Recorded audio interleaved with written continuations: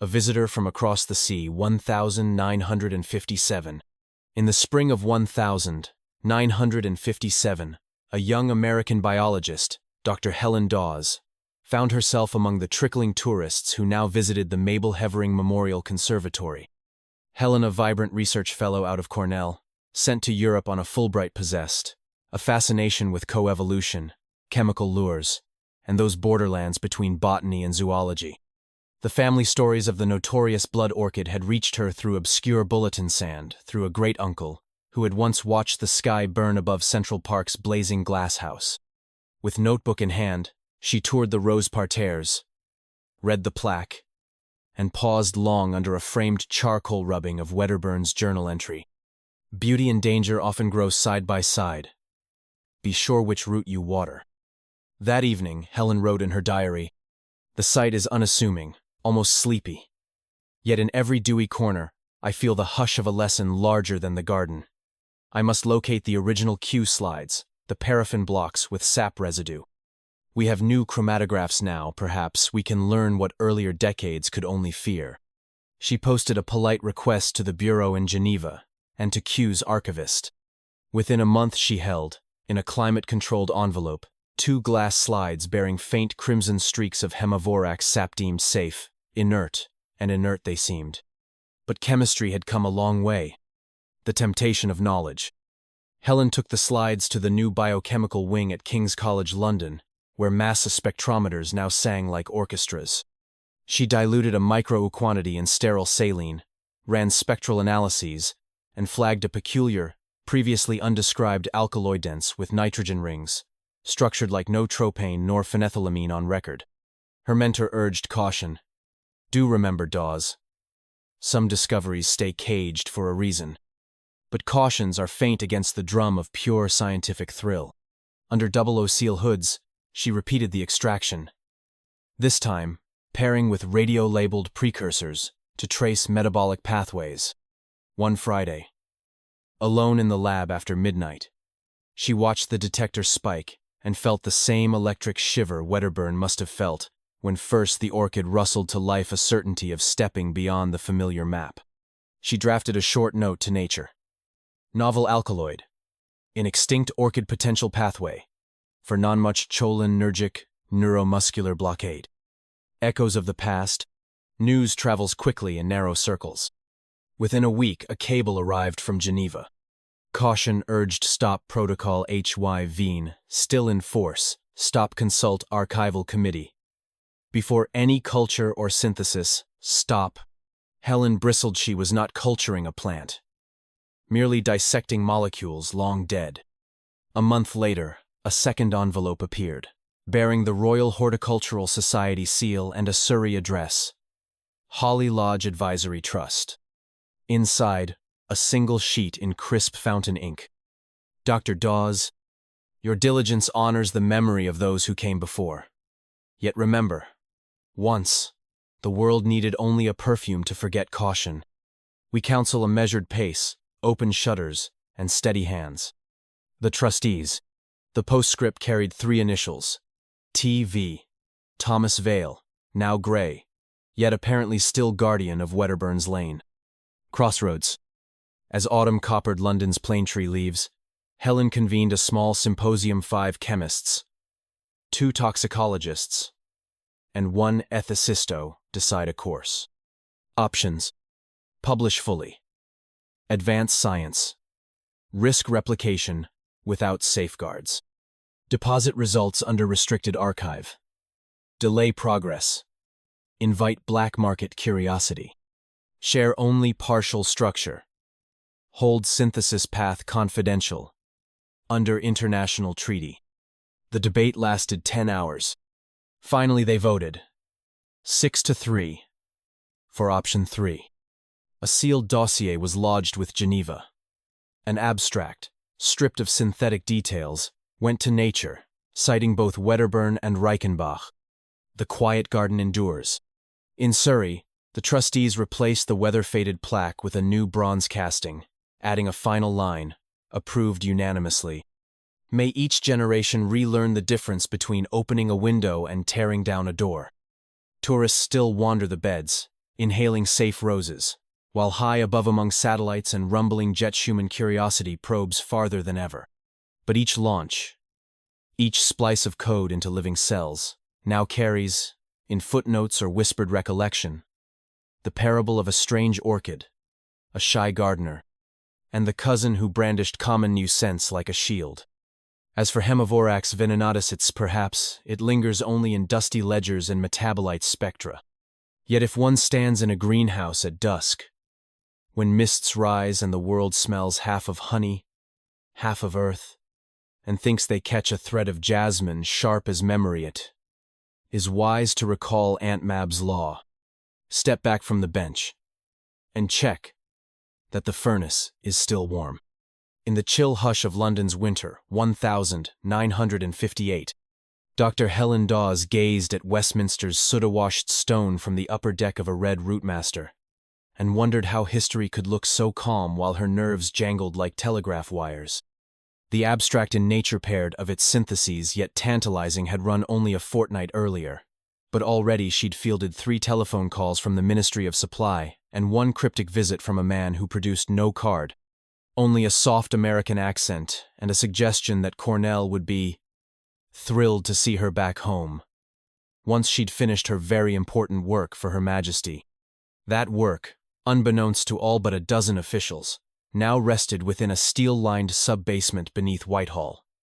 The Bureau in Geneva, wary of political tides, had dispatched the original paraffin block, along with a knurled titanium capsule containing the sole surviving microliter of authentic Hemivorax sap, still live under inert gas. Helen's task: chart the alkaloid's full stereochemistry, estimate industrial yield from synthetic routes, and though no one admitted it assess its potential as a non-lethal incapacitant, she disliked the turn, yet curiosity Wedderburn's ancient spore rooted deep. With a special rail pass, she traveled thrice weekly to Facility WX-17, an innocuous office block whose lifts plunged 6 stories to laboratories humming with vacuum pumps and the faint metallic tang of high voltage. Her co-I investigators, Dr. Ralph Bucky McConnell, Massachusetts Institute of Technology chemist, temporarily loaned via NATO exchange, and Colonel Ian Wicklow, medical officer in plain clothing, whose notebook bore a War Office crest. The sap's alkaloid, provisionally codenamed HVX-X31, proved devilishly complex. 6 chiral centers, a bridged bicyclic scaffold, a thiazole ring grafted like alien cartilage. Standard hydrogenation shattered it. Heating above 40 degrees Celsius polymerized it into black tar. Yet at nanomolar concentrations, it bound mammalian neuromuscular junctions with serpentine elegance. Frog gastrocnemius twitched once, then fell limp as boiled string respiratory muscles included. Imagine, Wicklow mused one evening, airdropping microcharasolenemy combatants asleep without a mark. Helen swallowed tea bitter as quinine. Asleep or anoxic? She nudged cage of recovered mice. 2 lay curled, breathing shallow but alive. A third, less fortunate, had slipped quietly away. Bucky slapped a file atop bench. Unless we engineer a reversible antagonist, any battlefield use courts fall out worse than the gas hysteria of the last war. Wicklow's smile thinned. That's why we're paying you 2 prodigies. He excused himself to answer a secure call leaving behind a trace of menthol tobacco and ambiguous menace. Echoes from Surrey. Helen kept a ritual. After each week in subterranean corridors, she rode the branch line to Surrey and walked Holly Lodge grounds at dusk. Once, as skeins of mist wreathed the house, she glimpsed elderly Thomas Vale pruning a ruby wedding climber, cane tucked beneath arm. "Heard you've wrestled the ghoul again," he said without preamble. She exhaled. "Only its shadow. But the War Office wants substance." Vale sniffed. "A ministry can want moonbeams and still drown in a puddle. Remember Mab's law." He pressed a battered tin to her. Inside, 4 folded letters. Wedderburn's hand. Ink sepia brown. "Unpublished," Vale said. "Written during Q fiasco. Might remind you where caution lives." And he hobbled off, leaving Helen beneath sparrow chatter and the faint, wholesome scent of turned loam. That night by lamplight, she read. We may master the mechanism, but can we master our own appetite once the machine is built? Man's nature, alas, secretes its own alkaloid. She slept fitfully. A new contender, 1,960. Across the Atlantic, Langford Pharmaceuticals of New Jersey had read the same Nature abstract and scented patent gold. Their head of exploratory chemistry, Dr. Viola Mendoza, obtained a microfiche of Helen's partial chromatograph through corporate espionage. Disguised as literature exchange, Mendoza, brilliant and ruthless, commissioned plant hunters to scour Indonesian swamps for anything with flattened aerial discs. Results proved barren, yet in April 1,960 a maverick prospector delivered a barrel of mildewed bark harboring spores that fluoresced faintly under Riken-Wedderburn test strips. Langford's board invested $200,000 in a clandestine greenhouse outside Tampa, Florida. Within 8 months, an emaciated vine cousin, if not clone, of Hemivorax produced 3 tentative blossoms. Greenhouse workers complained of headaches. One cat belonging to the groundskeeper was found bloodless. Mendoza authorized controlled feeding using anesthetized pigs. The local veterinarian resigned. A new one, on Langford payroll, signed non-disclosure forms the thickness of a hymnal. American quarantine, still wary from 1,930's Central Park Inferno, caught rumor via an anonymous letter. The USDA dispatched Inspector Grace Kowalski, whose Geiger counter knees knocked when she saw russet punctures on pig hide. She ordered immediate destruction under Federal Plant Pest Act authority. Langford lawyers delayed 2 days. Hurricane Donna arrived first. Winds tore polycarbonate panels. Vines, loosed, splayed across cypress hammocks like pale octopods. When Kowalski returned with marshals, she found only puddles of brackish water and hog carcasses swirling with mosquitoes. Langford pinned losses on act of God. But Florida newspapers demanded answers about dead livestock and strange sweet odors drifting 10 miles east. The story fizzled once election news smothered column inches. Yet Swallowtown fishermen whispered of white creepers snagging nets near estuary mouths. Escalation in Whitehall. In Britain, Facility WX-17 accelerated. HVX 131 analogs HVX 131 through 31 were logged. Each tweak an attempt to widen therapeutic window between paralysis and fatal hypoxia. Bucky engineered 31A, adding a fluorine that lengthened onset by 5 minutes enough, he argued, for enemy medics to administer antidote ampoules post-engagement. Wicklow praised him, filed patent under Crown Secrets Act, and requested aerosolization trials at Porton Down. Helen's reservations hardened to dread when she witnessed Beagle's buckle after mist exposure. Stimulant cocktails revived half. The rest her hand shook signing the mortality sheet. She filed a formal protest to Ministry of Health Ethics Board. Reply arrived, stamped. Classified. Returned, without comment. That weekend she sought Vale. They walked orchards where Bramleys blushed. I've become what Wedderburn feared, she confessed. Vale leaned on Kane. Not yet. The fear means roots of prudence still alive. He offered a plan. Leak just enough to spark parliamentary oversight, without compromising national security. A firebreak, he said, between secrecy and catastrophe.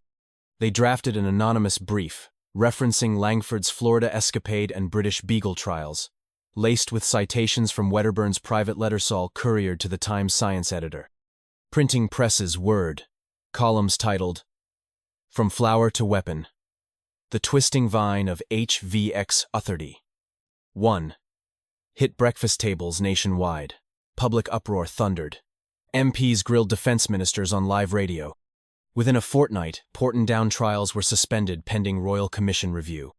Wicklow confronted Helen, eyes flint. Did you? She met his glare with steady silence. Officially nothing proven. Unofficially, her Whitehall pass revoked. Relief outweighed fear. The Commission, its fallout. The Royal Commission sat through winter 1,961.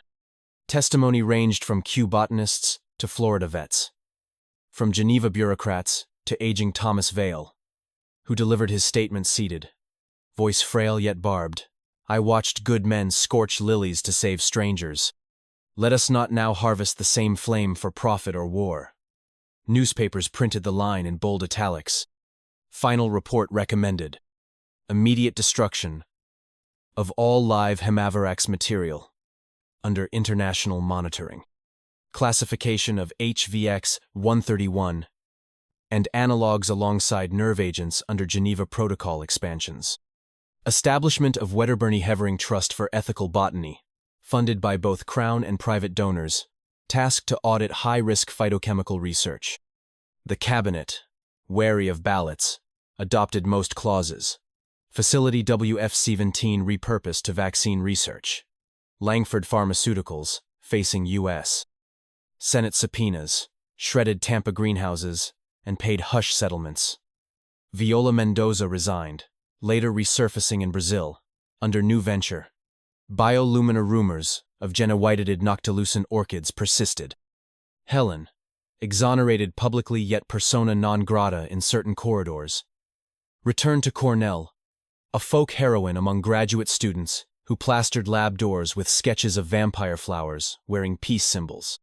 She channeled notoriety into lectures titled Guardrails in the Garden, a century of biocaution from Wells to CRISPR. Her hair silvered, invitations multiplied. The Cold War's thaw 1980s. By 1985, satellites beamed images of Earth in shimmering false color. Gene guns fired tungsten particles into maize cells, and the blood orchid drifted into relative myth. Yet in Siberia, permafrost melt exposed peto bog layers rich with seeds dormant since ice ages. Soviet botanist Irina Volkova, cataloging finds near the Kolyma River, reported to Moscow Academy flattened root caps resembling Hemivorax genus. The coded telex to Geneva set alarms clanging. The Bureau petitioned Glasnost Ministries for joint expedition. Mikhail Gorbachev's science advisor approved. Eager for cooperative optics. Helenau Professor Emeritawas invited as observer. She hesitated. Arthritis pinched joints. Transapolar flights daunting. A postcard from Vale, 93 and still scribbling, arrived. One more garden path, Helen. Go see if the ice remembers. Closed. Helen Ubel-Spar. Closed. She accepted. Into permafrost. The tundra in July smelled of lichen and diesel. Camp modules nested like tin beetles on scree. Cryogicores glistened where drills had pierced ages. Inside refrigerated tent, Volkova displayed 3 bulbs brown, wizened, spider-legged kept at my 3 degrees Celsius. Riken Wedderburn strips pressed to surfaces remained blank. Helen relaxed until Volkova lifted a 4th sample sealed in glyoxal. Faint pink halo appeared. Could be contamination. Volkova shrugged, though voice betrayed tremor. Helen recommended complete incineration. Soviet protocol insisted on verification cultures at Vladimir Lenin All-Union Institute. Bureau negotiators haggled. Compromise. Duplicate seed Splithoff to incinerator. Half to BSL Lock 4 glasshouse outside Novosibirsk under joint guard. Within that glasshouse, geothermal exchangers maintained 28 degrees Celsius. Misting systems imitating tropical dusk. Cameras streamed footage to Geneva and Moscow simultaneously. For 45 days, nothing stirred. On day 46, a radical nudged the peat.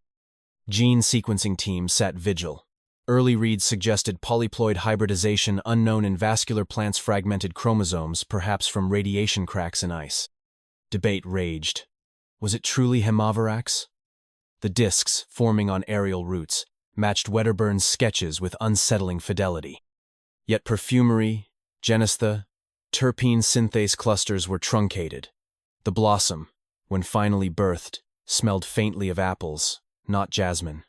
A rat sentinel placed by cage nibbled petal, unscathed. Riken Wedderburn strips pinked only weakly. Helen watched through monitor, heart conflicted. Had time gentled the monster? Or merely hidden fangs behind new lips? Joint committee eventually agreed.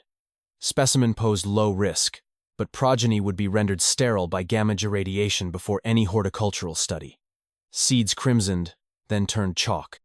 The single bloom, pressed in acrylic, was gifted to Helen by Volkova. "For your museum of caution," she said. An ending. Of sorts 1993. Holly Lodge, though now curated by the Trust, still held twilight magic. In July 1993 trustees unveiled a small brick annex, the Wells Hevering Archive, housing original notebooks, RWS patents, and Helen's Siberian acrylic. At opening ceremony, school children listened to Professor Dawes' stooped, yet keen ride, recount century-long relay of vigilance. "Science," she concluded, "is a voyage best sailed with anchor aboard. Pull anchor too soon, and you outrun wisdom. Never pull it, and you languish at dock. We strive for the middle way." She paused beside Wedderburn's first fern, still propagated in corner pot, and felt tears, gratitude, and relief. Thomas Vale had passed the previous winter, aged 97, leaving a brief epitaph. "Roots secure, blossoms free." His cane hangs now on archive wall, hook facing the garden. Visitors disperse by tea time, dusk settles, roses exhale. If on certain evenings, a hint of jasmine floats sharp, electric nobody panics. They remember furnaces stand ready, that knowledge and prudence, twined like double helix, yet hold. And somewhere, beyond city glare, in mangrove or thawing fen, seeds wait. But they wait longer now, for gardeners wiser and furnaces warmer. The new millennium crept in on threads of blue light computer screens, humming through the night in labs from Boston to Bengaluru, and the phrase synthetic biology slipped from academic journals into the wider press, where Helen Dawes had once sweated over chromatography columns. Graduate students now tapped code, feeding base pair strings to benchtop printers that spat out DNA like Tickerau tape. Life, it seemed, could be programmed. And every programmer cherishes the urge to resurrect old myths. 1. Ghost Code 2004. At Iowa State University, doctoral candidate Ruby Glass discovered the Wedderburn-Reichenbach alkaloid while trawling chemical genomics databases. Ruby, a farm girl turned coder with neon dyed hair, had grown bored of designing drought-resistant soybeans. Hemivorax's legend appealed to her gamer's appetite for boss-level challenges. Using digitized herbarium sequences from the Siberian bloom and a cunning algorithm that filled gaps with machine-learned heuristics, she drafted a synthetic gene cluster, predicted to assemble HVX Weatherdy1 within Saccharomyces cerevisiae, common baker's yeast. She christened the construct Project Orchid Shade. The work, conducted under the ostensibly harmless heading of novel flavonoid pathways, bypassed standard biosecurity screens. Hemivorax, thought extinct, lacked a GenBank red flag tag. Within 6 months, Ruby's yeast secreted trace aromatic compounds that lit Reichen-Wedderburn test strips a pale pink. She blogged the preliminary smell like gardenia, dipped in caramel, to a closed Discord server of biohackers. Screens elsewhere flared awake. At a garage lab in Shenzhen, a spare bedroom in Tallinn, a repurposed shipping container outside Sao Paulo. Orchid Shade. Forks proliferated like open-source software. 2. Warnings. Reissued 2005. Thomas Vale's cane still hung in the archive when an alarm chimed on the Bureau's email filter. Reichen-Wedderburn positive in yeast metabolomics dataset uploaded to public preprint server. Geneva rang Cornell, but Helen Dawes had died the previous autumn, at 87, peacefully beneath laboratory greenhouse skylights. Her protege, Dr. Leo Ashcroft, fielded the call. Leo, lanky and owl-eyed, recognized the signature instantly. He flew to Iowa under a veil of collaborative interest, met Ruby in a campus coffee shop lit by fluorescent tubes, and tried channeling Wedderburn's long-sown prudence. You're skating on thin ice, he said, wrapping long fingers round a mug. HVX-131 isn't merely another alkaloid. The pharmacology is lethal. Ruby grinned, flicking dyed fringe. I've modeled receptor binding. We can tweak the molecule, dull the fangs think, of non-addictive anesthetics, ultra-selective tumor inhibitors. Leo recalled Helen's warning, progress and peril share a common rootstock. He urged her to submit construct files to the trust for safekeeping. Ruby nodded, but did not send them. Instead, she ran another fermenter, achieving milligram yields. 3. Flashpoint in Shenzhen, 2007. In a startup hub on the Pearl River Delta, C-suite dreamers courted venture money with promises of ethical designer perfumery. They licensed an orchid-shade fork from a Hong Kong-registered shell company. Ruby's server leaked code. Transgenic yeast now burbled in stainless vats beneath violet LEDs, exhaling syrupy clouds. During a midnight shift, ventilation failed. 2 technicians, lulled by low-level fumes, collapsed. One recovered with oxygen therapy, the other succumbed. Local authorities chalked it to solvent exposure. But an intern spooked by the Riken Wedderburn strips, turning Weinrod uploaded phone video to Weibo before censors caught it. Western reporters snagged archived clips. Headlines blared. Vampire orchid molecule escapes garage lab global biochack in crosshairs. Governments, rattled, convened emergency summit under World Health Organization. Delegates dusted off the Royal Commission's guidelines now 3 decades old and found them hopelessly analog for a digital DNA era. 4. The Trust mobilizes 2008. At Holly Lodge's archive, curators pried open Wedderburn's black leather field case. Inside, amid brittle sketches, lay a single, untested envelope marked, "Open only if alchemy be outrun, by speed of keys." Wedderburn's copperplate inside. Should the blood orchid sap spread faster than fire, remember. Ice quenches perfume. Alcohol precipitates the alkaloid. If vapor cannot be burned, bind it in snow and spirit. Old advice, yet chemistry eternal. The Trust circulated a memo. Industrial tanks must hold emergency ethanol floods chilled below 0 degrees C. Shipping regulators to require frozen brine quench pits beside any HVX-related fermentation. In Iowa, Ruby bristled at what she saw as bureaucratic throttling. She live-streamed rebuttal. Innovation shouldn't fear ghosts. Yet comments overflowed with cautionary lore. Brighton pig bites, Boston beagles, Bouvet Island punctures. Somewhere in her bright mind, a seed of doubt sprouted. 5. The Quarantine Cloud, 2010. By turn of decade, synthetic bio found itself ring-fenced by a new digital watchdog, GeneGuard, a cloud service comparing requested sequences against blacklists. HVX clusters were among first flagged. Yet Codenor U scrambling, synonymous substitutions, and steganographic tricks allowed illicit orders through. Interpol's Biothreat Task Force chased phantom shipments, lyophilized yeast packets hidden inside children's toys, freeze-dried spores taped under postage stamps. Most busts netted only wannabe Frankensteins seeking clout.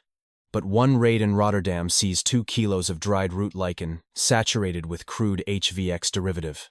Enough, experts said, to paralyze a stadium. Global markets trembled.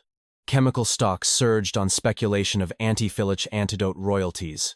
Conspiracy networks spun tales of governments exaggerating threat to surveil labobench hobbyists. Through it all, Holly Lodge remained quietroses, pruned, plaque-polished yet trustees, logged 300% spike in archive download requests. 6. Orchid Shade Reborn, 2012. Ruby Glass, now postdoc at MIT Media Lab, admitted to sleeplessness. She could not shake memory of Shenzhen deaths, nor the comment threads quoting Wedderburn like scripture. She devised Orchid Shade, a CRISPR-guided cluster-deleting thiazole subor pathway. HVX-130. One no longer formed, replaced by benign, lemon-scented cousins. She published in ACS Synthetic Biology, with open plasmid blueprints plus kill switch failsafe. Critics hailed responsible redemption. Regulators cautious, but relieved. Scent houses swooned at potential of sustainable perfumes, with no bloodthirst. Yet deep inside a Torah-hidden forum, an avatar named Dr. Hebert reposted Ruby's plasmid with original HVX pathway restored, boasting, perfume optional, power essential. Investigators traced handle to a server in Minsk, then lost signal. Digital Hydra regrew. 7. A letter from Geneva. 2015. Leo Ashcroft, now chair of the trust, invited Ruby for tea in the conservatory where Wedderburn's fern persisted. "The garden," he said, "reminds us we prune endlessly, but growth never ends." He slid across the table, a declassified dossier. Russian border agents, inspecting a lorry of frozen beef, had discovered vacuum flasks labeled HVX Frozen Reagent B.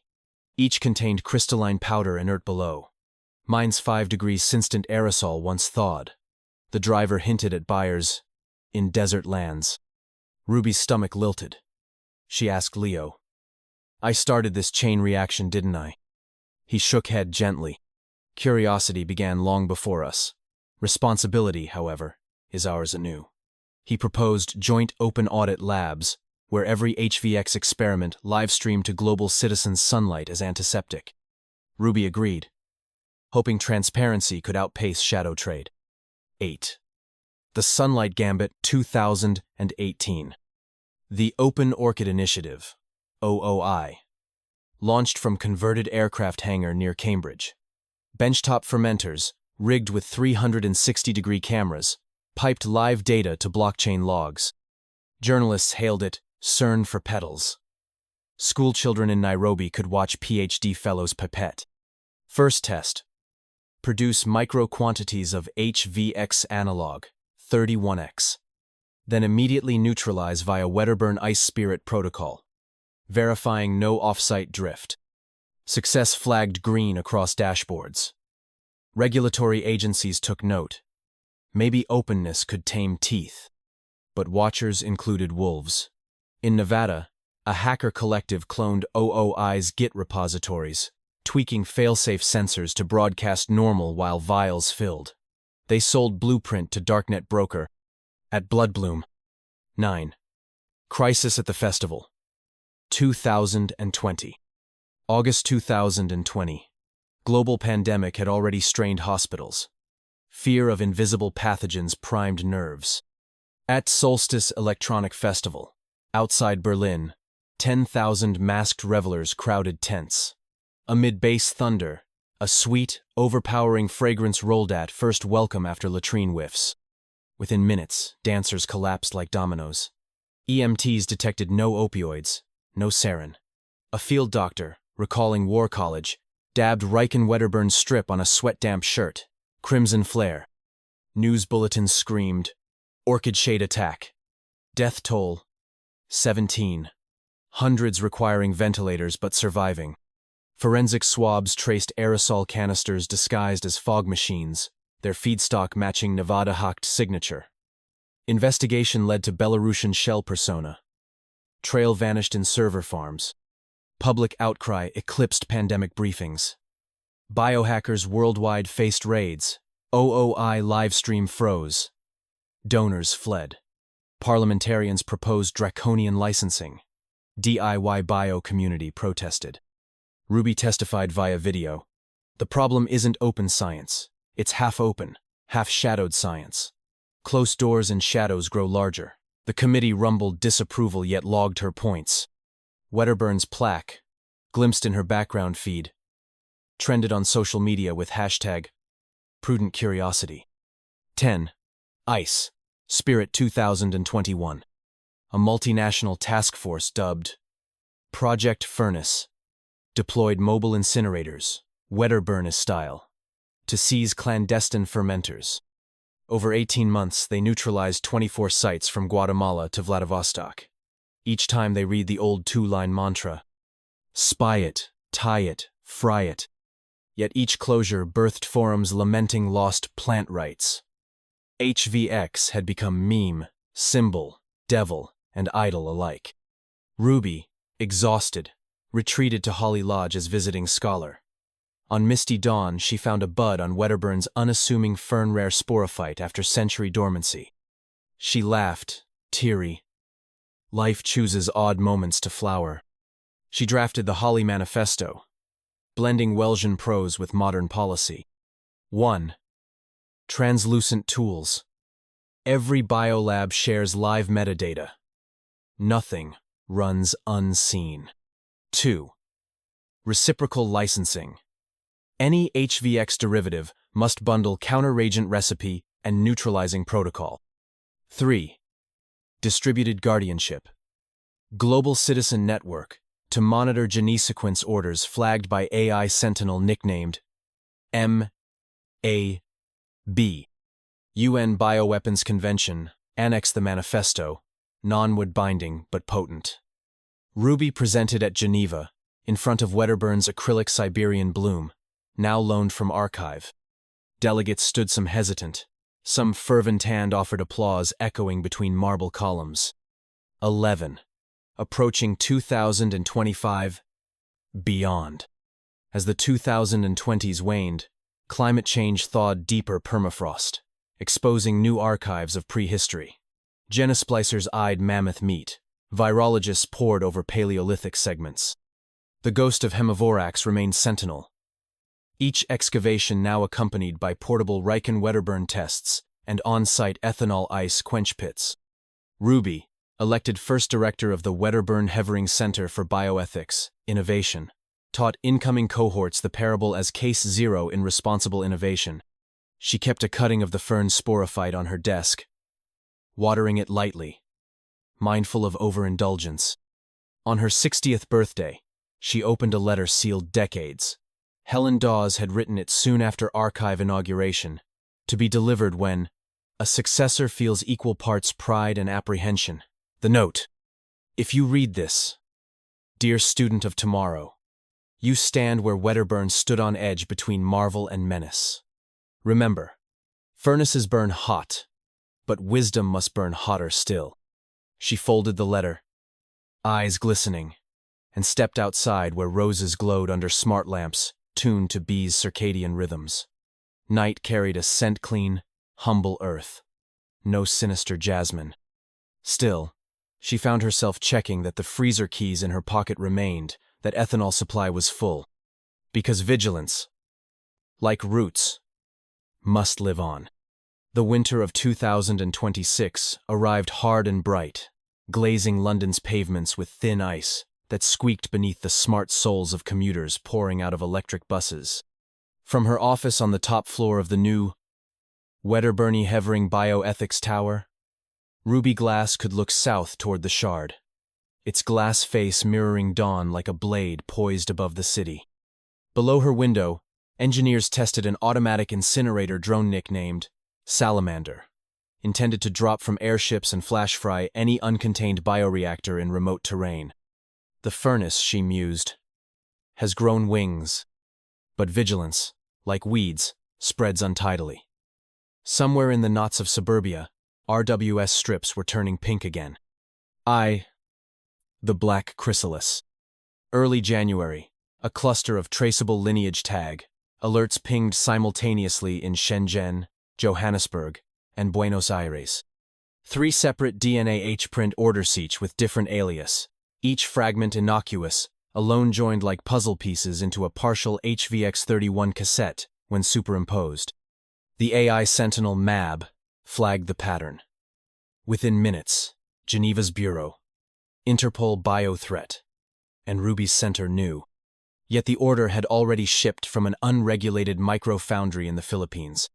Destination: Project Black Chrysalis, a self-styled anarcho-eco art collective, squatting in a network of repurposed wartime tunnels beneath the Ardennes.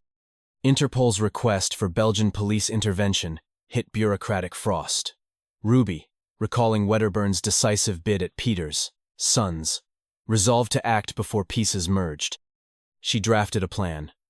Intercept shipment at Antwerp Rail Hub using Salamander drone for controlled incineration if containment failed.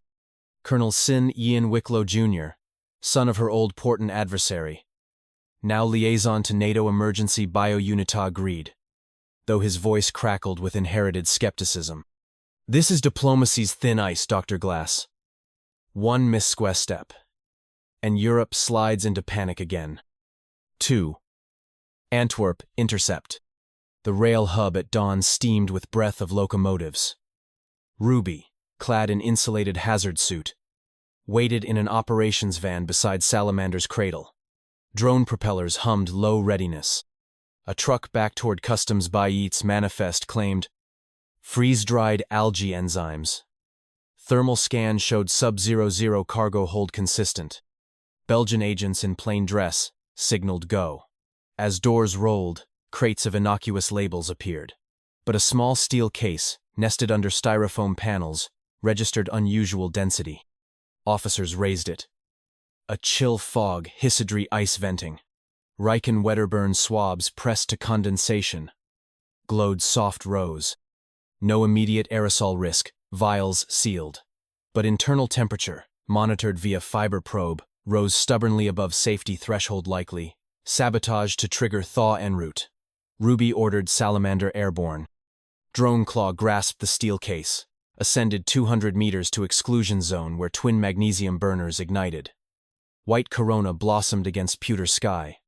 Flakes of molten slag pattered harbor water below. Ruby exhaled. One Hydra head scorched. But messages already buzzing darknet praised. First blow foiled. Next sprouts soon. 3. Ardennes Network. Black chrysalis tunnels, carved from limestone, once stored V-1 rockets. Now, solar panels on disguised barn roofs fed printers weaving gene strings under red light. The foiled package had been only section beta, sections gamma and deta coding regulatory proteins and thiazole ligosware already on site. Ruby and Wicklow secured satellite intel. Unusual heat bloom emanating near Rochefort forest clearing. Ventilation plumes tinted faintly with volatile organic compound signature jasmine notes. Too close to formation. Furnace must drop directly into Warren. NATO greenlit. Operation Gardener's Torch. Drones would drill boreholes, inject super-ever-cold ethanol slurry followed by thermite rods. Wedderburn's Ice Spirit Fire Triad upgraded. But infiltration required boots to map vents. Ruby insisted on joining despite protests. If we scorch corridors blindly, we risk pushing vapor toward nearby villages, she argued. Wicklow relented under condition she wear neural respirator with auto-inject antidote. IV. Tunnels of perfume. Their small team breached a forgotten maintenance shaft. Air tasted damp chalk mingled with cloying sweetness jasmine, intensified by ozone tang from high wood-voltage printers. Ruby's torch beam swept racks of fermenters, each swirling pale broth. Transparent lines snaked to condenser coils. Labeled carboys collected distillate. 0030 1R. She lifted a flask to light. Liquid shimmered citrine. MAB. Remote node on her visor flagged composition. HVX variant with modified sidechain predicted to bypass current antidote. Footsteps echo-deco artists turned zealots arrived, masked by carbon respirators painted with orchid motifs. One raised flare pistol. Wicklow's taser snapped. Assailant crumpled. Alarms whooped. Vents clicked automatic purge engaged. Threatening to belch vapors topside. Ruby keyed comlink. Salamander. Pattern delta-inject frost first. Drones outside pierced ground, flooding tunnels with cryoethanol. White mist billowed. Perfume dampened by biting cold. Ruby's visor frosted. She guided team to central reactor, planted thermite. Countdown flickered. They sprinted. Molten roar followed furnace heat met ice, producing violent hiss but neutralizing alkaloid before ascent. Tunnel roof buckled inward. Jasmine scent collapsed to acrid char. Fallout, reflection. Media framed Operation Gardener's Torch as narrow escape from Europe's biochemical Chernobyl. Footage of Salamander's fiery descent looped behind news anchors. Public sentiment swung in favor of traceable tags, pushing European Parliament to codify Ruby's ledger into law. Black Chrysalis members faced charges, but Manifesto Online persisted. We tried to free the orchid from cages of capital to punish fossil tyrants. Debate flared. Could there be ecological use for HVX pathways controlling invasive rodents, humane culling? Ruby testified once more. Harnessing bullets of biology demands shields forged first. At Holly Lodge, spring returned, ferns unfurled, roses budded. In a newly built wing, the Gallery of Vigilance, visitors watched immersive reenactment of Antwerp Intercept, scentless yet haunting. Ruby, brushing soil from hands after planting a peace-white camellia, turned plaque wayward. She considered the remaining work. Global South labs lacking resources for traceable tags. The lure of DIY kits. The specter of climate toothwad surprises still. Yet the furnace now flew. AI watched. Gardeners multiplied. She whispered to the wind, half prayer, half pledge. Your turn, next generation, keep watch well.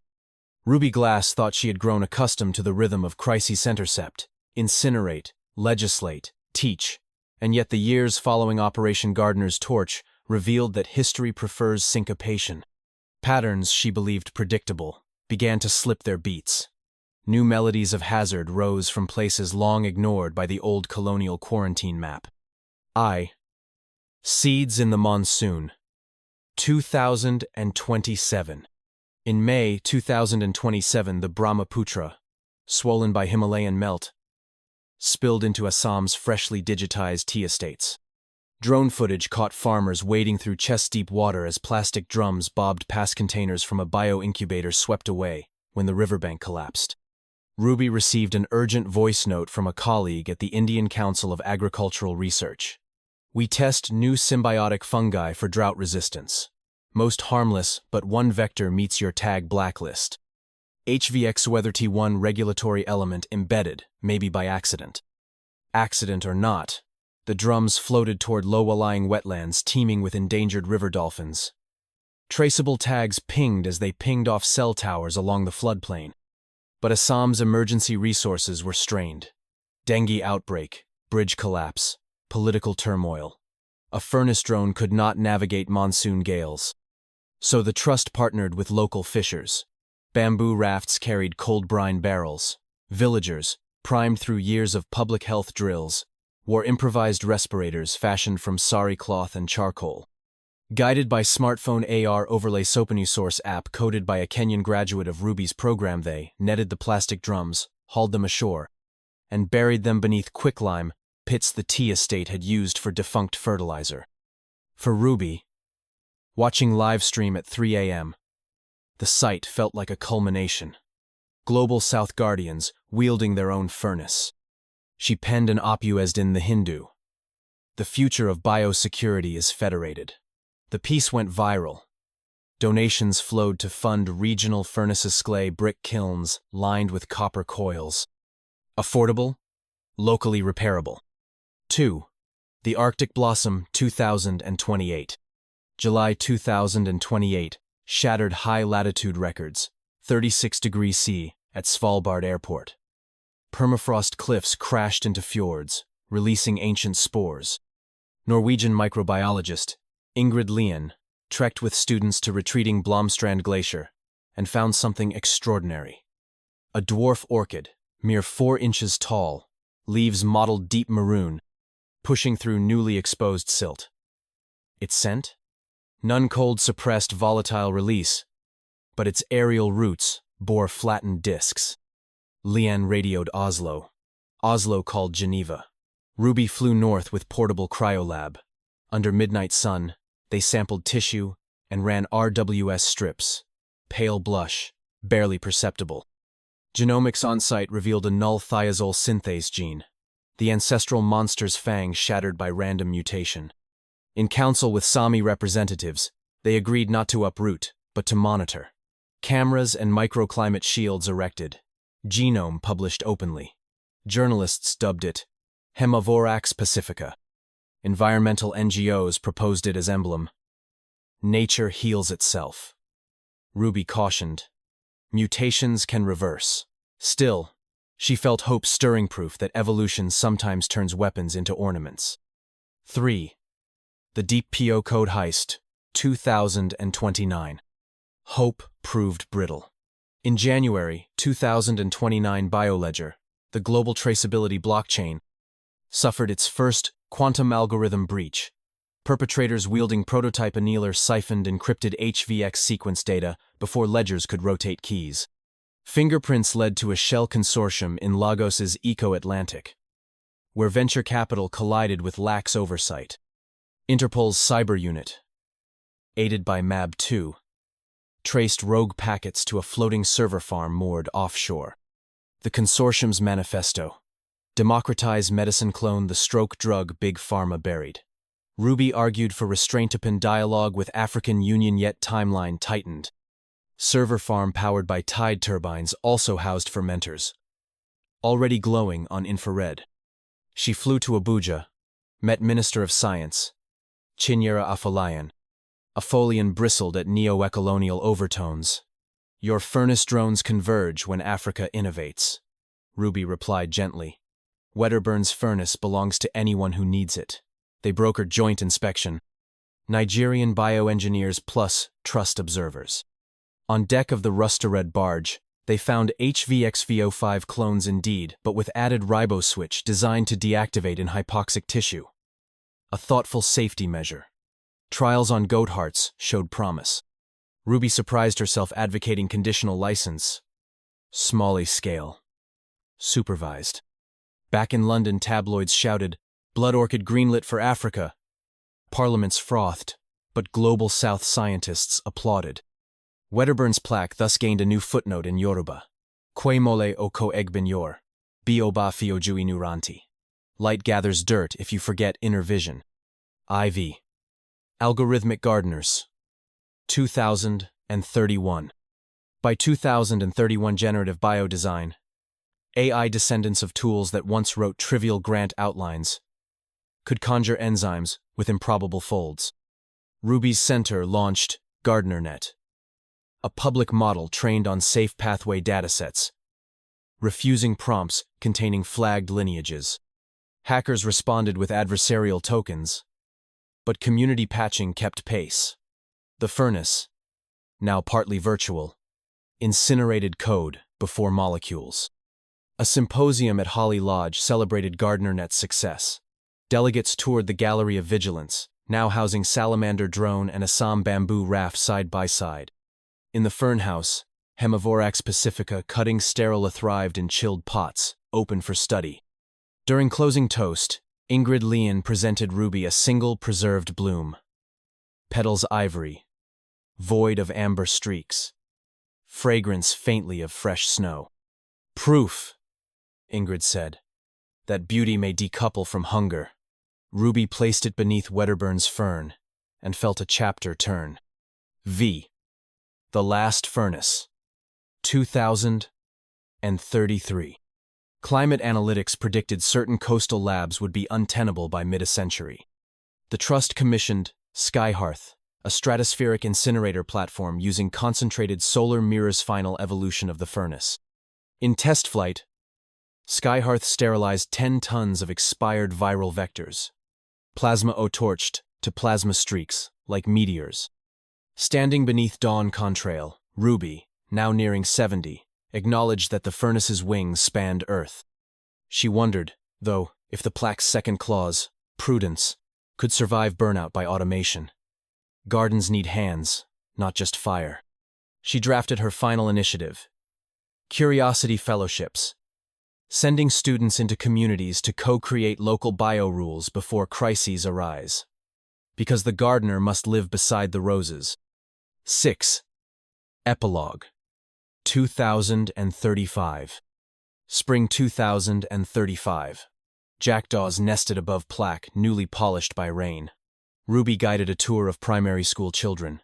One 7-year-old asked why the furnace doors were bolted. Ruby knelt. We lock it to keep heat safe, until truly needed, because power unused is the safest power. The child frowned, then brightened. So it's like a dragon that sleeps, unless you poke it. She laughed. Exactly, and we teach people never to poke. As tour dispersed, Ruby lingered. Evening sunset, fern leaves aglow. A soft breeze carried faint scent-just roses. She breathed easily, knowing more gardeners than ever tended the world's shifting soil. Someday another root might stir, thirsty for novelty, but they would be ready as open, furnace warmed, caution blooming beside curiosity. She brushed fingers across Wedderburn's plaque, whispered thanks to ghosts, and walked back toward the tower's lights, heartbeat steady as garden paths beneath her feet. Centenary Dawn 2046. 2146. Exactly 100 years after Operation Gardener's Torch, the Earth spun beneath a sky newly scored with silver streaks orbital elevators, solar mirrors, and the sleek hulls of outward-bound colony vessels. The Wedderburn Hevering Center had long since expanded into a network of garden stations that ringed the planet, each tasked with pre-launch quarantine for any life support seed stock destined for Luna, Mars, or beyond. Yet the oldest node remained the cottage in Surrey, Evisoft and watchful. Archivist's Prologue Daisy Glass. 17 July, 2146. My great-grandmother Ruby once said that history grows like wisteria, vigorous, fragrant, and prone to pry apart any careless stone. I am the latest mason patching those stones, archivist, Holly Lodge. Daisy, hair-shorn practical for lab hoods, lived year-round in the microwave-quiet house behind Wedderburn's fern. She spent mornings cataloging holograms of antique notebooks, afternoons teaching visiting cadets from Astraeus Arc Fleet how to calibrate Riken Wedderburn nanostrips, small as pollen grains, still color-coding danger even after 2 centuries. But the colonies would soon rely on Voyager seed vaults, frozen libraries of terrestrial DNA tucked behind regolith walls on Mars's Elysium Rise. Every gene would ride, including plants once feared, provided they carried the trust's indelible cryptographic watermark. A stylized fern frond entwined with 3 letters, C, P, curiosity, prudence. 2. The Martian Petition. A packet arrived via quantum relay. Settlers of Vallis Marineris Habitat 6 requested permission to trial. Hemivorax pacifica, dwarf, scentless inside controlled pollinator domes. Rationale. Pigment-rich petals could shield greenhouse electronics from solar flare radiation. Daisy inhaled. Protocol demanded comparative risk review. She consulted the Dragon Ledger, Ruby's term, an evolving database that scored lineage danger on a 10-point Bloom scale. H. pacifica ranked 2.1, but the Martians wanted to graft metabolic boosters. Thiazole synthase reactors Reo sparked, albeit truncated. Score predicted to jump to 4.9. Daisy convened a Hollow-E Council, garden station directors, Mars biocustodians, and a new class of stakeholders, instructional AIs, that co-managed colony greenhouses. One AI handle, Red Kilowatt, advocated experiment, citing redundancy safeguards. Another, Mabiu Centauri, echoed Wedderburn's caution. Arguments mirrored antique debates, usefulness versus unknowns, promise against peril. Daisy recognized the rhythm syncopation again. 3. A walk with ghosts. She retreated to the fern house after midnight. Electric fireflies, bioluminescent moss drones, traced constellations above Wedderburn's plaque. In glass reflection, she saw herself flanked by silent mentors, Wells, Wedderburn, Mab, Helen, Ruby imaginary but steady. They want the flower in starlight, she whispered. We hold furnace and fern what council now? Wind answered with rose scent-no jasmine. She opened Ruby's old crystal envelope, the single preserved bloom of H. pacifica. Under magnifier, mutated petals revealed micro-A fractures where cold had stunted vascular rings. Nature itself had inserted fail-you-safes. 4. Decision at periapsis. Council reconvened as vessel, Aurora Dawn, performed Earth slingshot. Daisy presented a compromise. 1. Seated trial. On Demos outposta. Sterile moonlit. Far from Martian biosphere. 2. Time-locked gene drives, ensuring metabolic boosters deactivate after 90 sols, unless renewed with proprietary catalyst. 3. Skyhearth micro-ooferness. Satellite in co-orbit. Primed to incinerate domes if threshold fragrance sensors, trip HVX signature, above 0.0, 2 ppm. 4. Continuous livestream echo of Gardner Netopin, to every citizen from Lancashire to Valles Marineris. Vote tallied across light-seconds. 2 AIs abstained. Ethics subroutines unresolved. Human delegates approved 11. 4. Experiment would proceed. Furnace poised. Daisy sent decision packet upstream with annotation. Curiosity granted, under the oldest covenant. The gardener watches the bloom. V. Epilogue among the stars. 2150. Footage reached Earth 4 years later. Comm windows tight during solar conjunction. H. Pacifica. In Loang Dome. Leaves fanning micro-dust motes, like dancers. No jasmine. Only faint snow apple aroma detectable by colony children who pressed noses to glass. Radiation sensors reported 12% drop near petal cluster spigment shield working. At Sol 94, the catalyst interval lapsed intentionally. Thiazole boosters slept. Fragrance remained low. Skyhearth microfurnace never ignited. Ledger score nudged down to 3.3. Flagged. Stable. Watched. The Martian petitioners sent thanks digital bouquet of pixel blooms arranged into initials C. P. On Earth, Daisy hosted a commemorative tea for school groups. She poured from a pot painted with tiny white orchids, twined around ferns. One child asked, "Will the dragon ever wake again?" Daisy smiled. "Dragons dream in every seed," she said. "But gardeners dream, too, and we've had 200 years of practice keeping watch." She led them past plaque, furnace door, and new wall where a tablet flickered with live vitals from Demos Dome. Temperature, fragrance, ppm, furnace standby icon glowing calm amber. Beside it, Wedderburn's maxim now encoded in scrolling quantum cipher, feeding into AI tutors. Curiosity cultivates wonders. Prudence keeps them from devouring the gardener. And so the story rooted in a shriveled bulb sold at an 1,894 auction carried onward. Etched into circuitry humming beneath alien soil, tended by human and algorithm alike. Furnace fires might smolder eternally, but above them rose Surthly, or Martian would always dare to bloom.